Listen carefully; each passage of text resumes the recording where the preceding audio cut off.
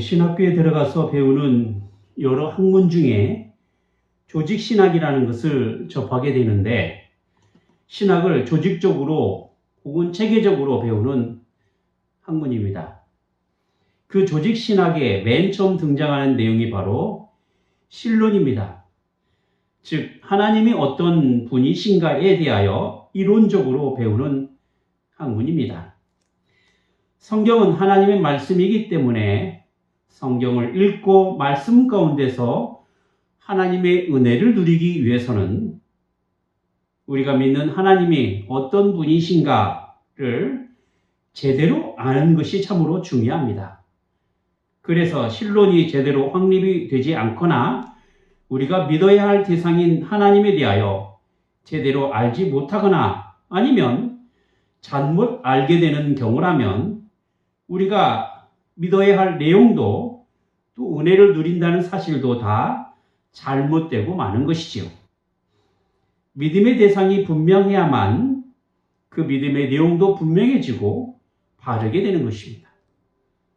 그런 점에서 보면 우리가 하나님을 믿는다라고 말할 때 제일 염두에 두어야 할 것이 무엇이냐 하면 하나님이 과연 어떤 분이신가에 대한 인식입니다. 그런데 교회 다니는 사람 가운데 하나님에 대한 인식이 잘못되었거나 부족한 경우가 참 많습니다. 가장 오해하고 있는 하나님에 대한 인식이 무엇이냐 하면 범신론적인 하나님입니다. 하나님께서 창조한 모든 세계를 하나님으로 보는 인식입니다. 그러다 보니 이 세상에 있는 온갖 것으로 하나님을 대신하게 되는 것입니다. 하늘의 신, 땅의 신, 물과 바다의 신과 같은 신적인 존재로 하나님으로 섬기는 것이죠. 하지만 십계명에는 분명 이런 범신론적인 개념을 우상숭배로 이야기하고 있습니다. 십계명 제 2번째 계명에 보면 너를 위하여 새긴 우상을 만들지 말고 또 위로 하늘에 있는 것이나 땅에 있는 것이나 땅 아래 물속에 있는 것에 어떤 형상도 만들지 말며 그것들에게 절하지 말며 그것들을 섬기지 말라 하였습니다. 범신론적 개념으로 하나님을 접근하게 되면 우상숭배가 되고 그것을 섬기며 자기의 열심을 나타내면 실천적 무신론에 빠지게 되는 것입니다. 하나님의 존재는 이렇게 만들어진 세상에 제한되거나 이 세상에 의하여 정해지지 않습니다. 무한하시고 전지전능하신 하나님은 유한한 인간에 의하여 판단되는 분이 아니라 오히려 하나님께서는 이 모든 세상을 친히 만드신 분이시며 주관하시고 다스리시는 분이십니다. 결코 인간의 생각으로 만들어지는 것이 아니라 인간의 계산과 생각을 뛰어넘는 분이십니다.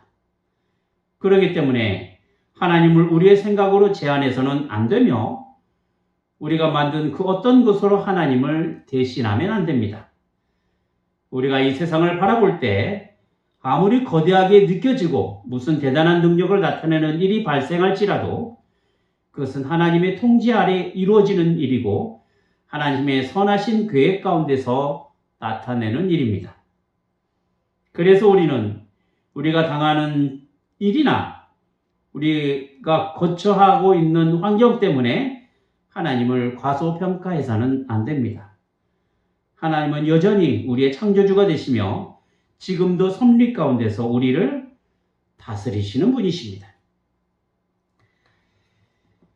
이스라엘 백성들이 생각했던 하나님의 존재는 이스라엘과 언약을 맺으셔서 그 약속을 신실하게 지키는 하나님이셨습니다. 이것은 옛 조상인 아브라함으로부터 시작된 하나님의 약속을 근간으로 합니다. 바로 창세기 12장 2절 말씀이죠.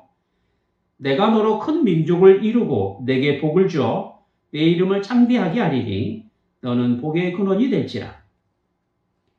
그리고 이 약속은 이후 오고 오는 후손들을 통하여 이어지게 되는데 이스라엘이라는 민족을 이루면서 가나안이라는 분명한 약속이 이루어지게 되는 것이죠. 하지만 하나님과 맺은 언약은 이스라엘 하나님과 그의 백성이 되는 것에 있습니다. 여기에는 언약에 따른 순종이 있었기에 하나님의 약속 안에 거하는 이스라엘이 되어야만 했던 것입니다.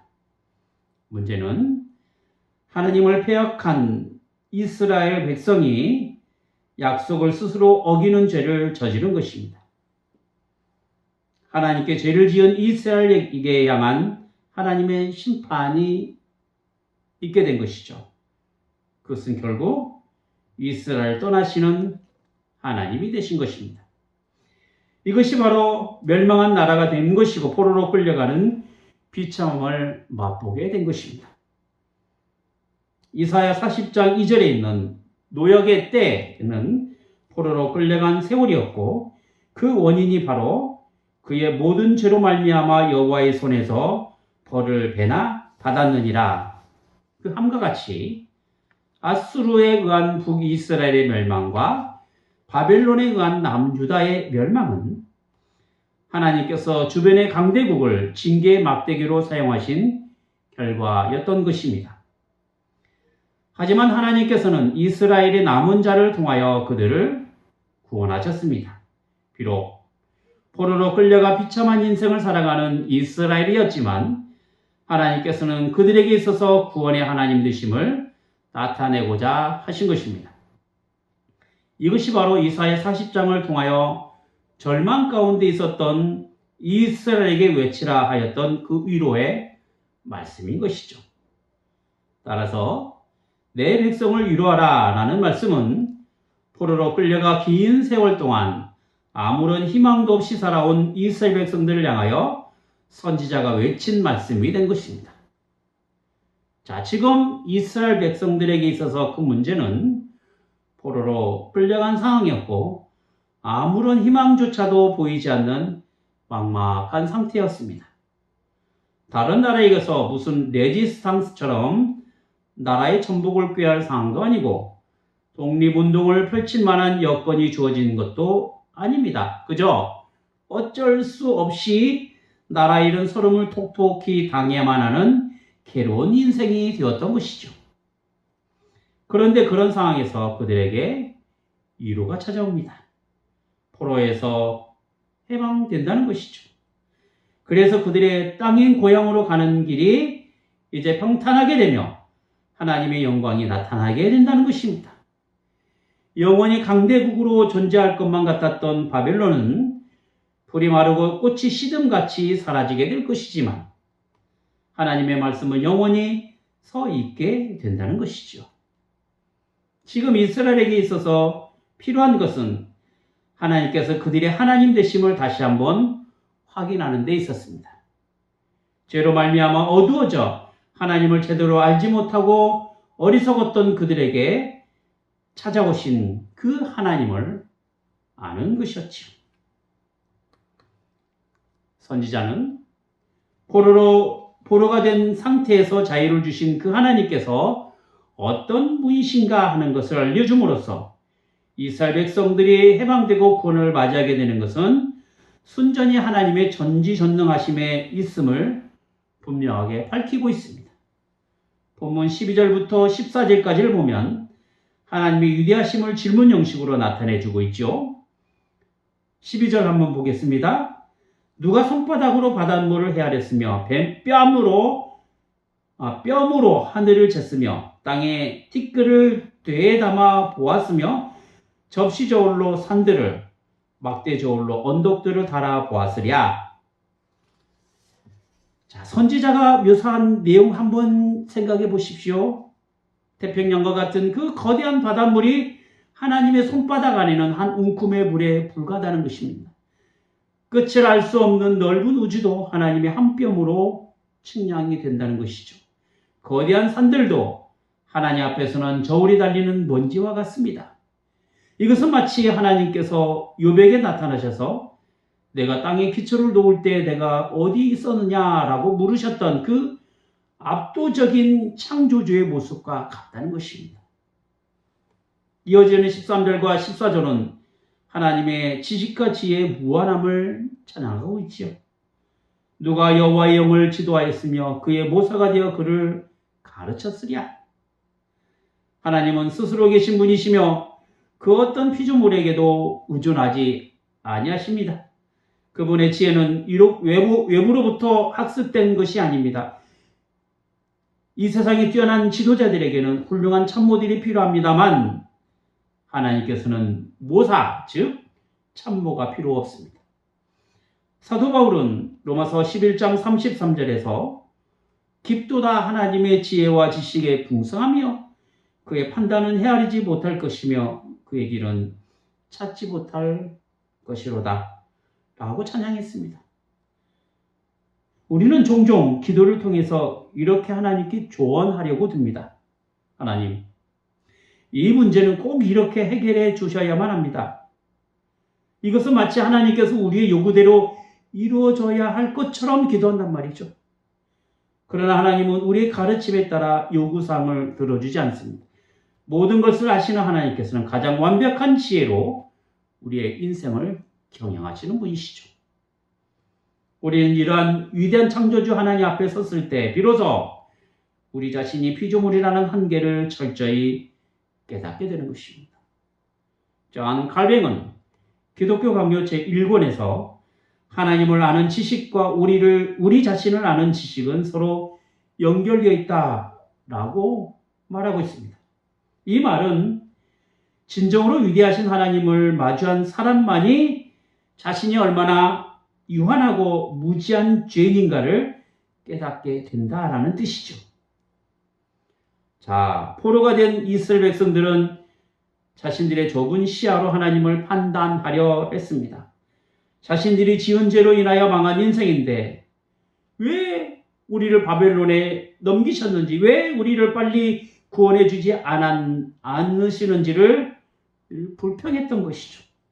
그러나 자신이 처한 한계로 인한 좁은 생각으로 무한하신 하나님의 섭리를 다 이해하려는 것은 이스라엘 백성들에 의해서 거의 불가능한 일이었던 것입니다. 우리의 삶에 이해할 수 없는 고난이 찾아올 때 나보다 나를 더 잘 아시며 우주를 측량하시는 그 완전하신 그분 손길 아래 내 인생이 놓여 있음을 신뢰하는 것이 바로 우리가 가져야 할 참된 신앙이 되는 것입니다. 이제 선지자는 15절에서 17절까지 세상 권력의 실체를 폭로함으로써 하나님께서 이 세상을 다스리시는 분이심을 분명하게 밝히고 있습니다. 15절 말씀 보시죠. 보라, 그에게는 열방이 통에 한 방울 물과 같고 저울의 작은 티끌 같으며 섬들은 떠오르는 먼지 같으리니 라고 했습니다. 당시 이스라엘 백성들의 눈에 바벨론은 절대 무너지지 않을 나라였고 아수르나 애국 같은 열강들은 세계 역사를 쥐고 흔드는 신처럼 보였을 것입니다. 그러나 하나님의 시선에서 그 대제국들은 양동이에서 떨어지는 물 한 방울에 불과합니다. 세상의 역사는 강대국의 힘의 논리에 의하여 굴러가는 것 같지만 실상은 하나님의 절대 주권 아래에 있는 것이죠. 강대국들도 결국 하나님의 목적을 이루기 위한 도구로 쓰일 뿐이며 그 기한이 다하면 사라지는 안개와 같습니다. 우리가 두려워할 대상은 세상의 권력자들이나 경제적 이기가 아닙니다. 오직 역사의 주권자이신 하나님 한 분뿐인 것이죠. 18절부터 20절까지는 어리석은 우상 숭배를 조롱합니다. 18절 볼게요. 그런즉 너희가 하나님을 누구와 같다 하겠으며 무슨 형상을 그에게 비기겠느냐. 이스라엘 백성들은 금으로 입히고 은으로 장식된 바벨론의 그 거대하고 화려한 신상들을 보며 기가 죽었을 것입니다. 그러나 선지자는 그 우상의 실체가 무엇인지 날카롭게 지적합니다. 그것은 그저 사람이 부어 만든 것이고 썩지 않는 나무를 골라 장인의 손으로 세워 안 넘어지게 고정한 조각에 불과하다는 것입니다. 우상은 스스로 서 있을 힘조차 없어서 사람이 못을 박아 고정해 줘야 한다는 것이죠. 시편 115편 5절의 말씀처럼 입이 있어도 말하지 못하며 눈이 있어도 보지 못하는 그 허수아비일 뿐입니다. 이런 무능한 우상과 바다를 손바닥으로 측량하시는 창조주 하나님을 어떻게 비교할 수 있겠습니까? 무한하신 하나님의 영광을 만들어진 피조물의 형상으로 축소시키는 것은 하나님에 대한 가장 끔찍한 모독이자 우상 숭배가 되는 것입니다. 그래서 선지자는 21절에서 백성들을 향해서 이렇게 강하게 호소합니다. 너희가 알지 못하였느냐? 너희가 듣지 못하였느냐? 태초부터 너희에게 전하지 아니하였느냐? 땅의 기초가 창설될 때부터 너희가 깨닫지 못하였느냐? 그리고 22절에서 하나님의 초월적인 모습을 이렇게 또한 묘사하고 있습니다. 그는 땅 위 궁창에 앉으시나니 땅에 사는 사람들은 메뚜기 같으니라. 하나님은 피조된 세상에 갇혀 계신 분이 아니라 땅 위 궁창, 즉 지구 위에 앉아 온 우주를 내려다보시며 통치하시는 분이십니다. 잠언 8장 27절에도 지혜로우신 주님이 그가 하늘을 지으시며 궁창을 해면에 두르실 때 내가 거기 있었고 라고 말씀하고 있는 걸 볼 수 있습니다. 하나님이 이 거대함 앞에서 아등바등하며 물어 뜯는 인생들, 그것은 마치 풀밭을 뛰어다니는 메뚜기와 같다라는 것이죠. 그러니 인간이 그 어떤 음모나 혹은 은밀한 어떤 거대한 계획도 하늘 보좌에 앉으신 하나님의 눈을 피할 수 없고 결코 그것이 하나님 앞에 자랑거리가 되지 아니한다는 것입니다. 하나님께서 이 세상을 통치하시는 방식은 23절과 24절에 있는 것처럼 세상의 권력자들을 피하시고 헛되게 하시는데 하나님의 입김으로 겨우 심은 것조차 뽑혀나가게 된다는 것입니다. 세상의 역사는 맹목적으로나 독재자의 주장에 따라 흘러가지 않고 오직 하나님의 영원한 목적과 작정하심에 따라 이루어져 가는 것입니다. 26절을 보십시오. 보라, 주께서는 그 수요대로 만성을 이끌어내시고 그들의 모든 이름을 부르시나니 그의 권세가 크고 그의 능력이 강함으로 하나도 빠짐이 없느니라. 온 우주에 떠다니는 그 수많은 별을 하나님께서 하나하나 그 이름을 부르시며 궤도를 벗어나지 않도록 질서 있게 운행시키십니다. 그러니 그런 하나님께서 크고 강한 손길로 어찌 우리의 삶을 인도하시지 않겠습니까? 따라서 제 아무리 암울하고 억울하고 괴롭고 힘든 시기라 할지라도 하나님의 선하심을 우리가 기대한다면 자기 백성을 기억하시고 위로해 주시는 그 하나님을 필연적으로 만나게 될 것입니다. 하지만 여전히 우리의 삶은 힘들고 어렵습니다. 영적 침체가 길면 길수록 삶이 팍팍해질수록 우리는 나를 기억하시고 인도하시는 그 하나님의 선하신 역사를 기대하기보다는 현실의 문제 앞에 늘 넘어지기 일쑤라는 거죠. 27절 말씀 보세요. 야곱아 어찌하여 내게 말하며 이스라엘아 내가 이르기를 내 길은 여호와께 숨겨졌으며 내 송사는 내 하나님에게서 벗어난다 하느냐. 바벨론에서의 고통이 길어진 이스라엘의 단식은 잊어버린 하나님이 되었고 돌아보시지 않는 하나님이 된 것입니다. 기도해도 듣지 않으신다고 생각하고 상황은 점점 나빠진다고 생각하는 것이죠. 믿는다고 자부했던 사람도 고통의 터널이 길 때 이렇게 하나님께 향한 오해와 절망이 가득하게 된다라는 것입니다. 그러나 선지자는 이렇게 질문합니다. 정말 하나님께서 숨으셨느냐? 정말 하나님께서 내 기도와 한숨을 송사하지 않았느냐? 하나님께서는 결코 한순간이라도 우리를 향한 그 눈을 고정하시고 불꽃 같은 눈동자로 지켜하시고 돌보십니다. 여러분, 바른 신앙의 시작은 하나님의 어떤 분이신가를 바로 아는 것에 있습니다. 본문에는 하나님의 어떤 분이신가에 대한 것들을 우리에게 분명하게 이렇게 알려주고 계십니다. 28절과 29절입니다. 너는 알지 못하였느냐? 듣지 못하였느냐? 영원하신 하나님 여호와 땅끝까지 창조하시는 이유는 피곤하지 않으시며 곤비하지 않으시며 명철이 한이 없으시며 피곤한 자에게는 능력을 주시며 무능한 자에게는 힘을 더하시나니 했습니다.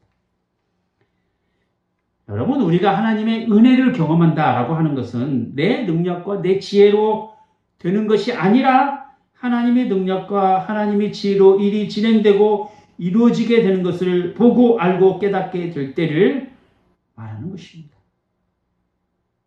우리의 인생은 유한합니다. 30절에 보세요. 소년도 피곤하고 장정도 넘어진다 라고 했지 않습니까? 그런 것처럼 우리 젊음도 인생의 황금비도 결국 영원하지 못합니다. 하지만 31절에 보니까 오직 여호와를 바라보는 자는 새 힘을 얻는데 독수리 날개로 올라간 것 같고 달려도 곤비하지 않고 걸어도 피곤하지 않는다라는 것이죠. 세상의 법칙은 자기 지혜로 살고 자기 힘으로 이깁니다.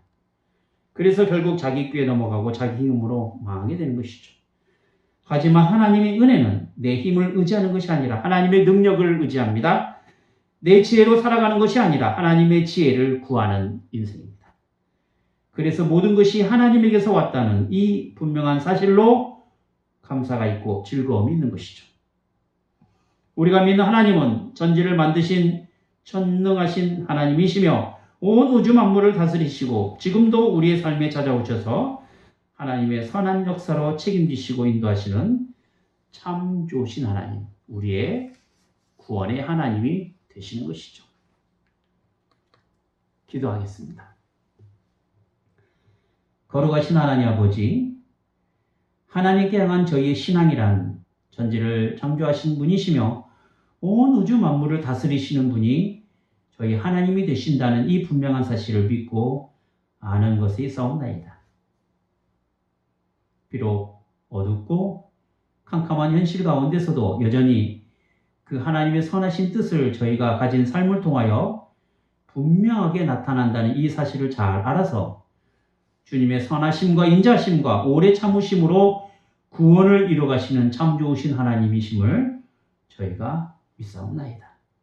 이제는 저희가 살아가는 삶이 저희의 지혜나 힘이 아닌 하나님께서 주시는 그 하나님의 지혜를 구하게 하시고 오직 영원하신 하나님의 능력에 힘입어 살아가는 그런 인생들이 되게 하여 주시옵소서. 비록 넘어지고 자빠지는 인생이지만 그런 삶 가운데서도 여전히 주님을 앙모하는 신앙으로 새 힘을 얻고 힘찬 신앙의 발걸음을 걸어가는 저희가 되게 하여 주시옵소서. 주 예수 그리스도의 이름으로 기도하옵나이다. 아멘.